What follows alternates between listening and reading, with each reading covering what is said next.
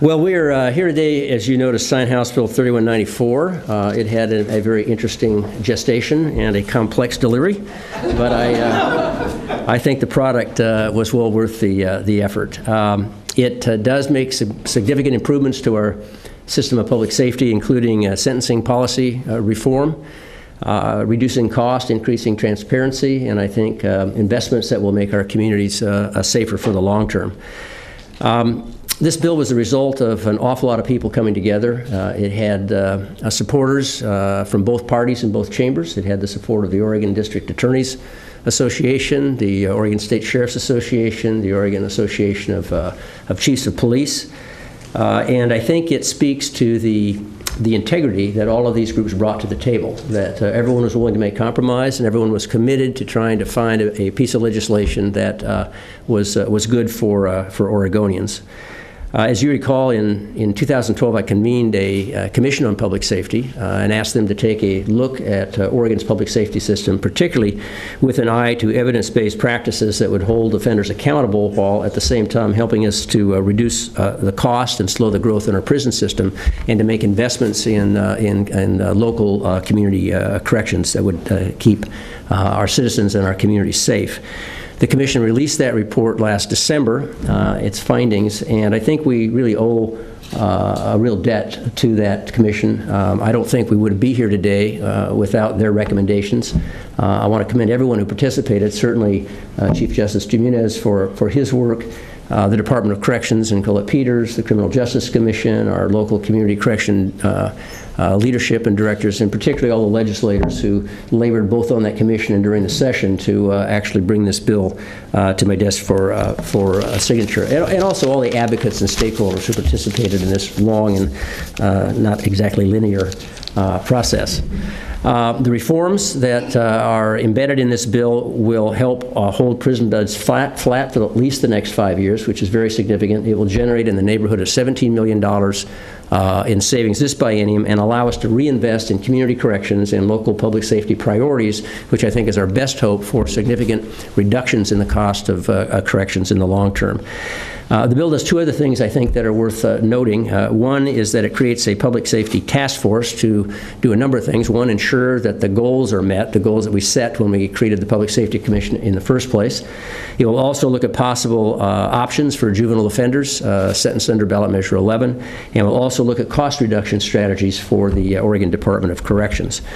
It also creates Oregon's Center for Policing Excellence that will be administered by the Department of Safety Standards and Training. It will focus on increasing the effectiveness and efficiency of policing here in the state of Oregon, on making communities safer, and also trying to reduce the number of people who come into the criminal justice system in the first place by teaching policing practices that we recognize will help us achieve that goal.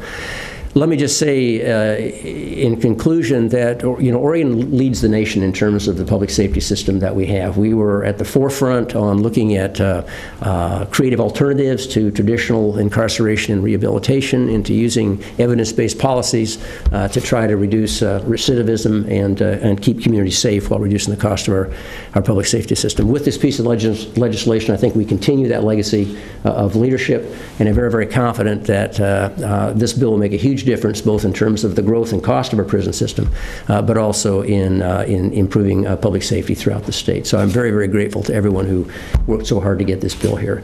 I'd like to introduce the District Attorney from Multnomah County, Rod Underhill. I just want to say a few words right here. Here you go.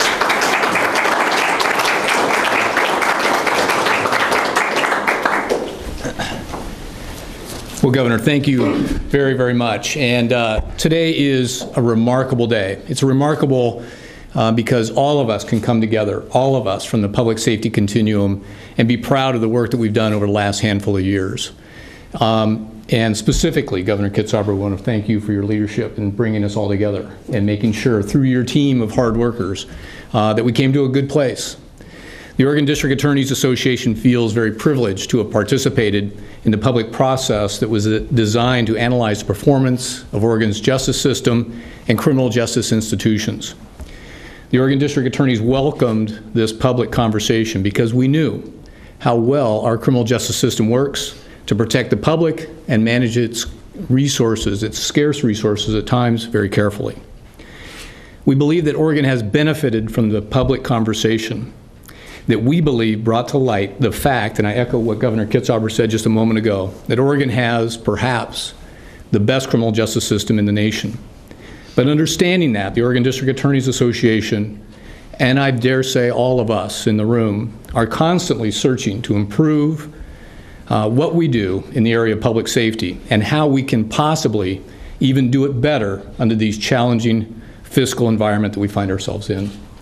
With those important ideas in mind, the Oregon District Attorneys Association joined Governor Kitzhaber, legislative leadership, and leadership from the law enforcement organizations, the chiefs of police, and the Sheriff's Association to support this new package of laws that will, in fact, we believe, improve public safety in Oregon.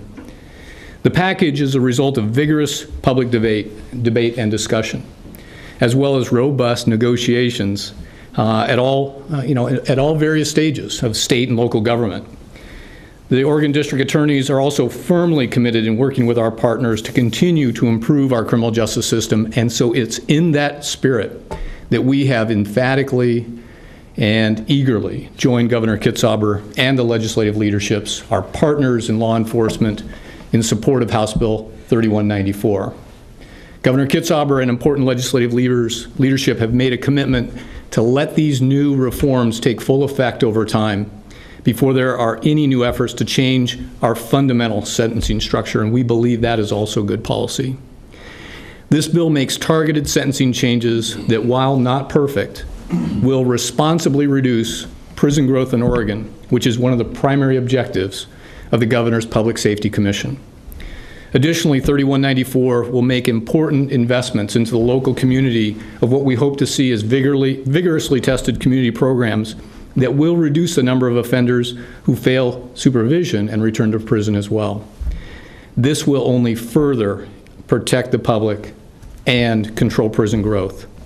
House Bill 3194 establishes, as the Governor mentioned, some new opportunities for continued vigorous and important discussions in the area of public safety by establishing the Public Policy Institute, the Justice Reinvestment Committee, the task force that was touched on, and an opportunity for reentry courts and steering committees. In summary, the Oregon District Attorney's the Oregon District Attorneys Association are very pleased to be joining all of you in supporting House Bill 3194 as the Governor signs it today. Thank you, sir. Thank you.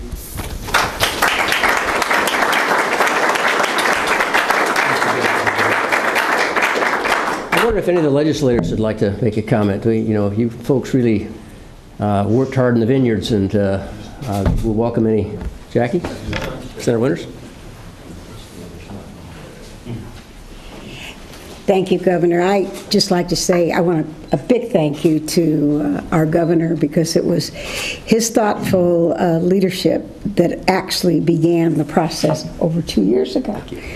And without that, some of us wouldn't be here. And I would also like to thank, I still say, Your Honor, Justice Demunis, and my other three colleagues, Chris Garrett, Andy Olson, and Floyd Prancy's not with us today, but it was 2 years, 4 months of working in collaboration together, and I think for an issue that can be so very politically charged, I'm pleased to say that the job was done. And again, Governor, thank you for looking ahead and recognizing that we needed to not only take on this task, but that in Oregon's future to find ways to do the job and to do it better. Thanks, Jackie.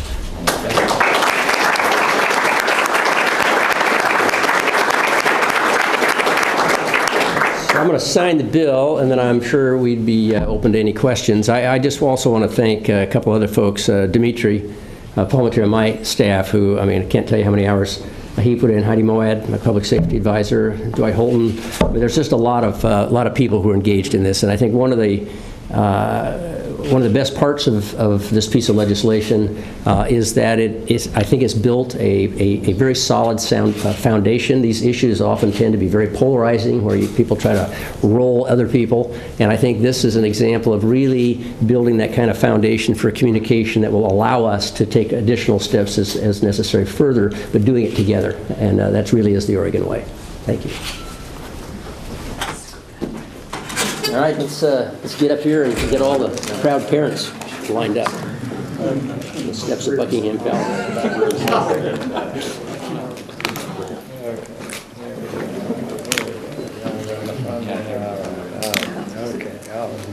How many people want a pen here? I got 6. Is that enough?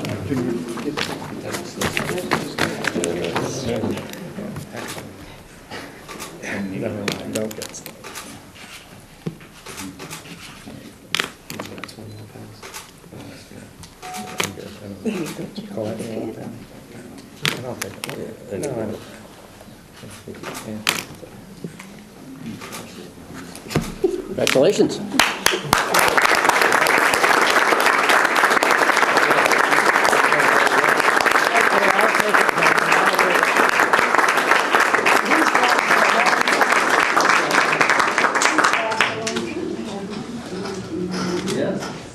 Very good. So I think all of us would be happy to answer any questions. If they're tough ones, we'll hand them over to the experts here. Governor, you mentioned there will be a continuing discussion about how Measure 11 relates to juvenile offenders. And I know Measure 11 has been a sticking point in the past, but also there have been numerous commissions going back to, I believe, your first term as governor recommending various modifications for. Well, I think Mr. Underhill was correct in that we want to let these new changes sort of settle in. I think the one area where there was agreement that we should at least look at was options for juveniles. It's a narrow area, but juvenile sentence under Measure 11. So I think the agreement was that Measure 11 in general would be left alone, but we would take a look at this one area, which I think most of us agree could be productive. And is there a timeline for that? No. Governor, there was some question in the legislature whether this required a 2/3 vote or not. Are you comfortable with sort of how that moved through the chambers? Well, I mean, would have been nice to get 20 rather than 19, but I do not believe that it requires a 2/3 vote. I believe that it required a simple majority. Says the emergency room physician. They're probably perhaps people with legal background would like to answer that question, but. Can I change the subject? On a different subject, what do you think of? Well, first, what do you think of Dennis Richardson and the prospect if you decide to run against him?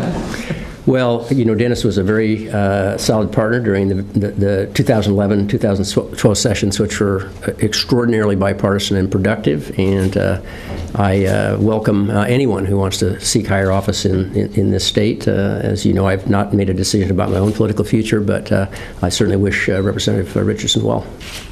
If you decide to run, do you think it would be a tough campaign? Can't make that decision without being a candidate. Switching back to public safety. Yeah, we have a good cockroaching of around. You originally envisioned a 10-year savings plan in line, and this agreement only gives this 5 years. So, is this the best you can get, or given that you have basically taking on a task to look at state government costs across the board over 10 years? Well, I think this is a very important sort of down payment on that. I mean, you know, obviously I had come in with a larger projection, but the fact is we were able to put this together with a broad and collaborative process, which I think counts for a lot. I think that everyone is committed to the goals of the Criminal Justice Commission. This bill turned out a little bit different than we originally had envisioned, but essentially moves us in exactly the right direction and didn't leave in its wake bitterness and polarization that would make it harder for us to take additional steps in the future. So I'm very satisfied with what we've got. It gives us a 5-year window without having to pull the trigger on new capital construction in our prison system. If something changes, I believe we built the relationships and the trust to sit down and have a conversation about that in the future. So this is a good product, and we should be very proud of it. We have time for just one more. Do you have any more? All right, thanks.